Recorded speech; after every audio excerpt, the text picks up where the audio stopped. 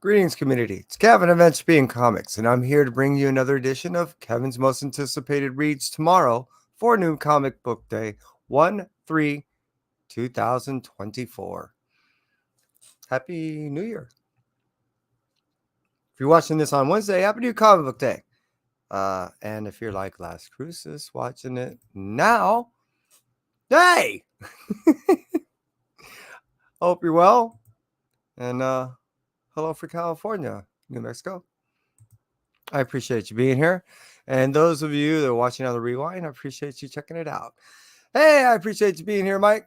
Hello. And let's get into my most anticipated reads tomorrow for New Comic Book Day. Start off with Image. Destiny's Gate. Written by Ryan Cady. This is issue number 4 of 4. And I have to admit, I haven't got to issue 3. Just got it the other day. And I'm dying to get into that. Not only that, but this, like I said, is 4 of 4. This comes off the heels of another title that he's just written. And man, he's been pretty busy. He's releasing 3 titles within 1 year, and then he's got another title. Hopefully, he's going to try to release in, let's say, a 13-month period. That being stated, I've been digging all this stuff. I've been actually treated to the last one prior in which it came out a little bit, just a couple tidbits. Read it, loved it. Also, the one that just came out right now, which we're talking about, which is, well, Destiny's Gate. This is a story about, in my opinion, introspection. It's an individual that jumps onto a train and he's facing a lot of his regrets.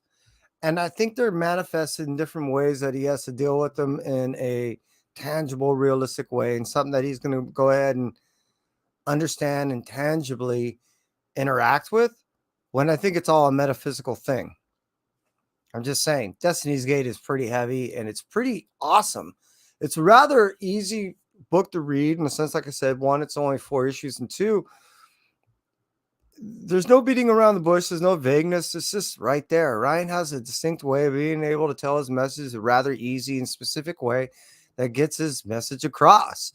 And I'm just loving it. So I can't wait to not only read issue 3, but this, what's coming out for New Comic Book Day tomorrow, issue 4 of 4, Destiny's Gate from Image Comics. Moving out from there, we're going to go over to the Marvel side, and we're going to talk about Amazing Spider-Man issue number 41. It's a freaking war zone out there, man. I've been actually kind of binge reading all this gang war stuff. So I've been going through Miles, regular Spider-Man, as far as Amazing Spider-Man. I just got to reading Spider-Woman issue 1 and 2. I'm trying to wrap my head around all this. Got through reading a little bit of issue 1 of Luke Cage. I personally am digging this thing. I'm not trying to compare it to anything I've ever read in a sense of gang war. I know it's using the same name, but this is cool. This is an all-out freaking war, and I'm loving it. So Amazing Spider-Man issue number 41 is pretty high on my list. Moving out from there, we're going to talk about Kid Venom Origins. Now, this is a story, Kid Venom, but that was over the Death of Venomverse issues. So there was a little bit here, a little bit there, a little bit everywhere. But all of them are now put in together in one pretty book. And if you're lucky enough, you can go ahead and get one of those 1 per store. So look for it. They look like this.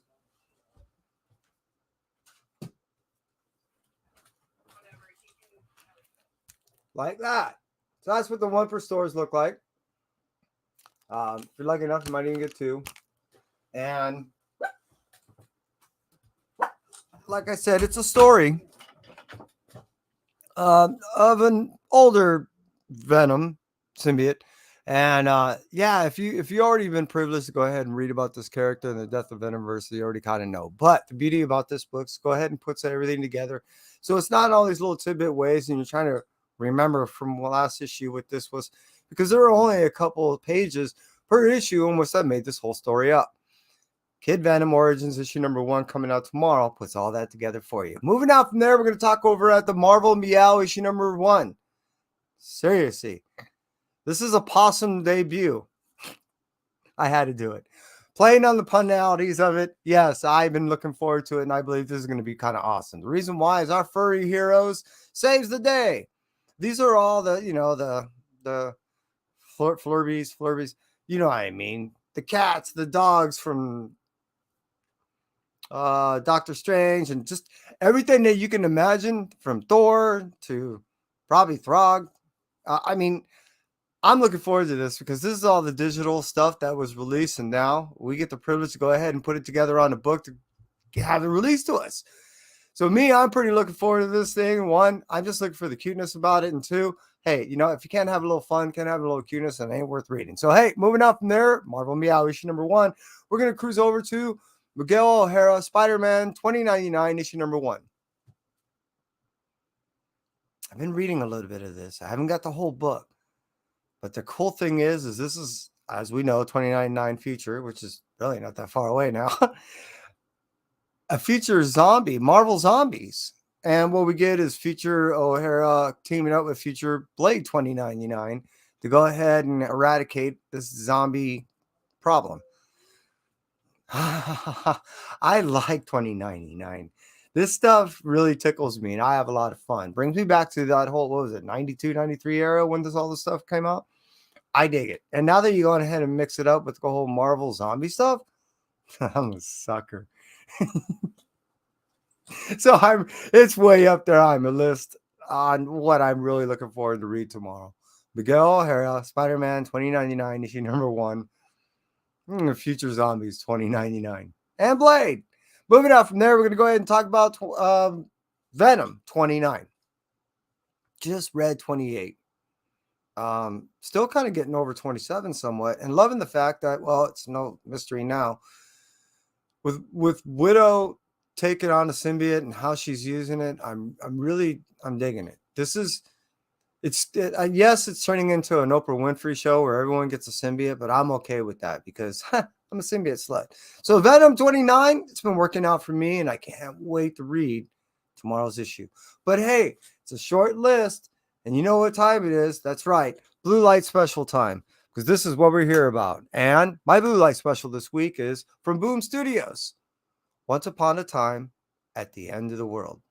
Issue 11 of 15. Don't have far to go until we're all done. And this love story has just been ripping my heart out from day one. I knew where this was starting. I knew where it was going. I kind of know human nature. And damn, it just hurts me to see some of the pain in which that's been transpiring in this book. The love is just enriching and just devastating to see fall away. It's amazing what Jason has done in this book. Aaron, you've just played with so many emotions in this book that it keeps hurting every time I turn the page. But the pain is so pleasurable. So the reading is absolutely brilliant.